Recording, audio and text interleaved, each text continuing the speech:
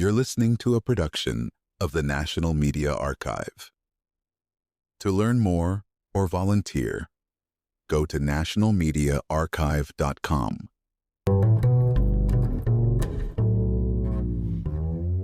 12,000 years ago, humans made a switch. 10,000 years ago, they leaned in even more. The change? They started eating things that had never been on the menu before, grains from grasses and beans. Before that point, there was no need. No ape in history has ever been documented chomping on grass or grains. Beans? Even deadlier. Just 5 raw kidney beans can kill a person in 5 minutes by thickening blood until it clots. Fast forward. What people put in their bodies today still shapes how long they live and what diseases they get or dodge. Nearly everything comes back to the gut. The gut is home turf for a hidden army. Bacteria, viruses, fungi, even worms. About 90% of all the cells inside the human body are these non-human guests. Even more surprising, 99% of all the genes in the body are not human. They belong to bacteria and viruses. The Human Genome Project showed humans barely differ genetically from chimps or gorillas. So why do humans walk around building skyscrapers while gorillas chill in the jungle? The answer, the bacteria and viruses inside.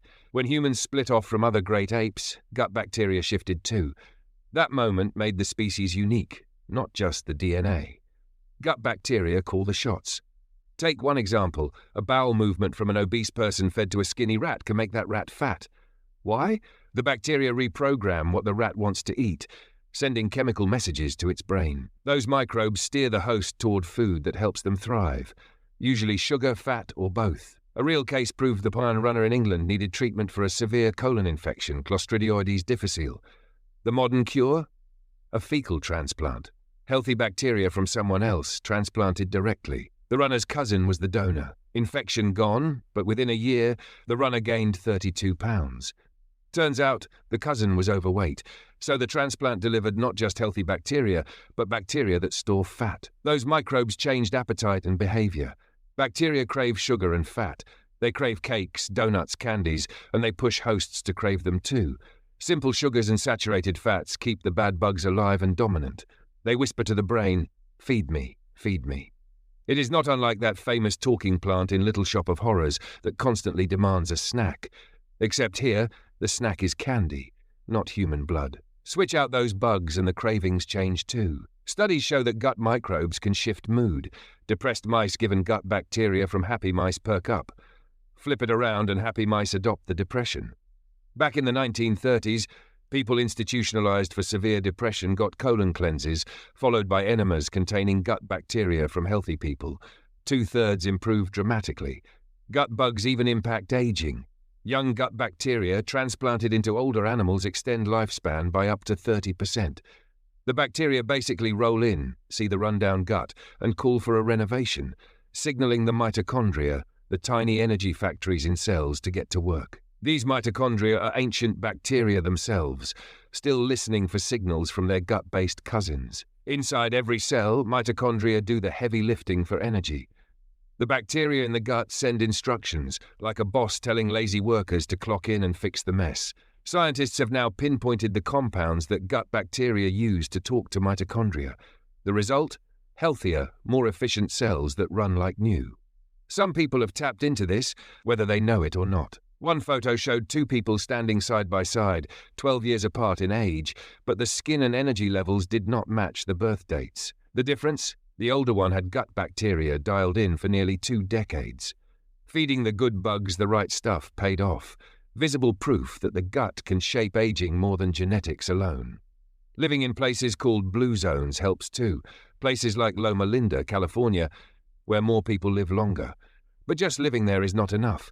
Many stick to low-fat vegetarian diets and clock in miles of running, yet still carry extra weight. The reason? Feeding gut bacteria the wrong way. Even a low-fat vegetarian diet can keep the bad bugs alive and well-fed if the food sources fuel the wrong microbes. Plants play defense in this story. Plants have no claws, no fangs, no feet to run. Instead, they fight back with chemistry. Long before humans showed up, plants evolved to protect themselves with chemical weapons. Defense systems called lectins. Lectins are proteins that can cause serious trouble in the gut. Some lectins disrupt the gut lining so badly that the immune system goes on red alert. Plants use bright colors like red, orange, and yellow to get animals to spread seeds. Humans, wired for color vision, fall for the trap. Food companies know this. Snack aisles glow with these colors for a reason. The brain equates bright color with ripe fruit and easy calories. In the past, this only happened once a year, before a harsh winter or dry season. Now, cheap fruit and sugar are shipped worldwide year-round. The body still runs an ancient program. Every blueberry in February tells the gut it is summer and time to store fat for winter. Trouble is, winter never comes for most people today. Long before modern supermarkets, humans ate mostly leaves and underground tubers. Think sweet potatoes and yams. These were foods the gut bugs knew well. The trouble started when grains and beans entered the diet about 10,000 years ago. No ape ever ate grains or grass. Beans were so dangerous that a handful of raw kidney beans could still kill a person today by making the blood clot instantly. One infamous toxin is ricin, the same white powder sometimes mailed to politicians. Ricin is a lectin from the castor bean plant. It only takes a few molecules to kill. Even common beans carry lectin strong enough to send undercooked chili eaters straight to the hospital. Pressure cooking neutralizes the threat. Beans and grains can be safer that way, but the human gut was never designed for them. Grains have their own problem: gluten. Gluten is a lectin. Once inside, it preys open the gut wall, letting other unwanted bits slip through. The fallout can show up as brain fog, skin issues, irritable bowels, and immune problems.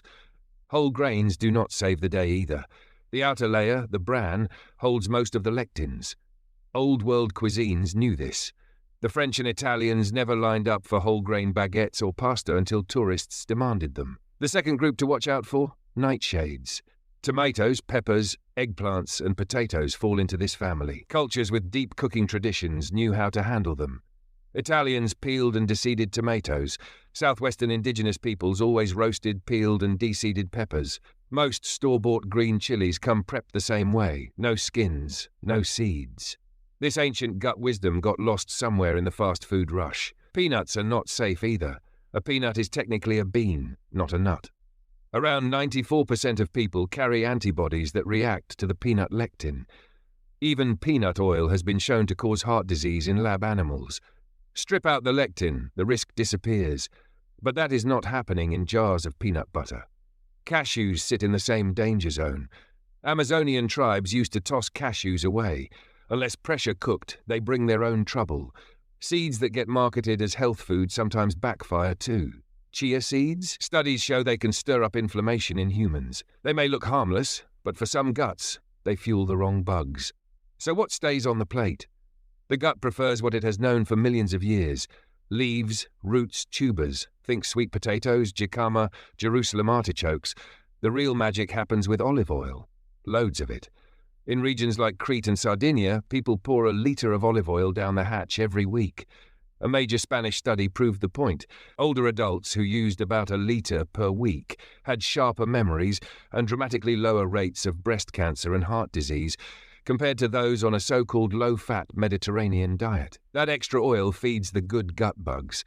These friendly bacteria push back against the troublemakers, lowering inflammation, calming the immune system, and even telling mitochondria to ramp up energy production. People once locked in cycles of disease have turned this switch. One patient, stuck with chronic pain so intense she could barely leave the house, cleared her pain by changing what fed her gut bugs. A single slip, guacamole with hidden tomatoes at an office party, and the pain flared back within an hour. Proof that once the gut is cleaned up, old triggers hit hard and fast. Behind every autoimmune disease hides an immune system gone rogue. That happens when the gang of bad gut bugs takes over. Good bugs get starved out, losing the turf war.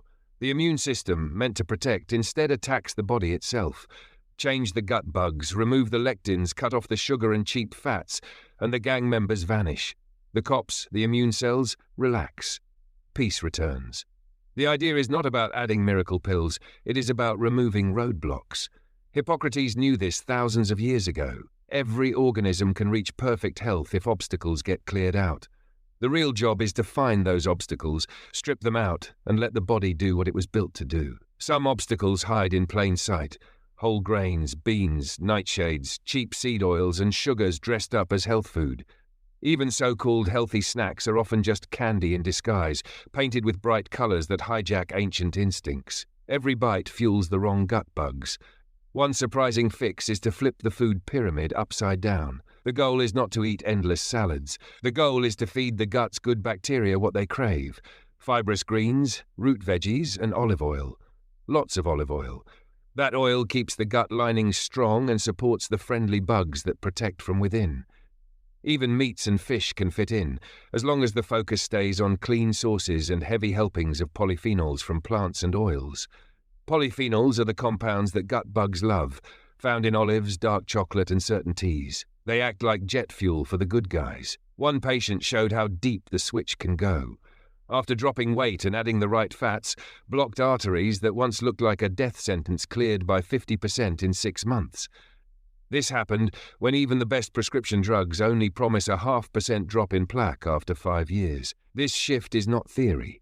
It is detective work, backed by patient data. Thousands of surgeries proved one thing: patching the heart is not enough when the real culprit is still hiding in the gut. Remove the lectins, switch up the gut bugs, flood the system with polyphenols and olive oil, and the body can clean house on its own. Years ago, a theory out of Yale suggested exactly this. Change the food supply, change the environment, and a great ape becomes a human. The same logic works in reverse. Give the gut what it needs, remove what it never signed up for, and it turns back the clock on disease. In the end, the human body works like a neighborhood. Good gut bugs keep the streets clean, signal the immune system to stay chill, and guard against invaders. But feed the wrong bugs, the ones that thrive on sugars, cheap fats, grains, beans, and lectins, and the neighborhood turns into a crime zone. The immune system goes full SWAT team, attacking anything that looks suspicious, including healthy cells. One clear path forward is to starve the bad guys and keep the good ones thriving. That means cutting out troublemakers like peanuts, cashews, chia seeds, undercooked beans, grains, and nightshades with their peels and seeds intact.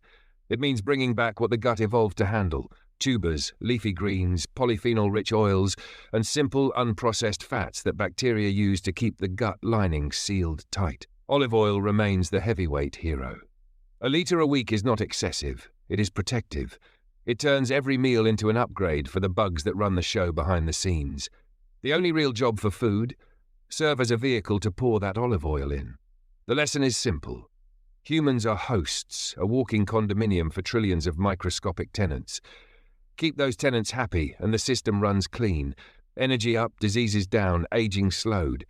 Ignore them and the same bugs become squatters, hijacking cravings, mood, and metabolism. Every piece of this puzzle has come not just from labs and tests, but from patients whose lives flipped when they gave the gut what it really wants. The same human DNA stays put. It is the bugs that decide how that DNA plays out. Feed them right, remove their enemies, and they pay the rent by keeping the host alive and well for decades longer than expected.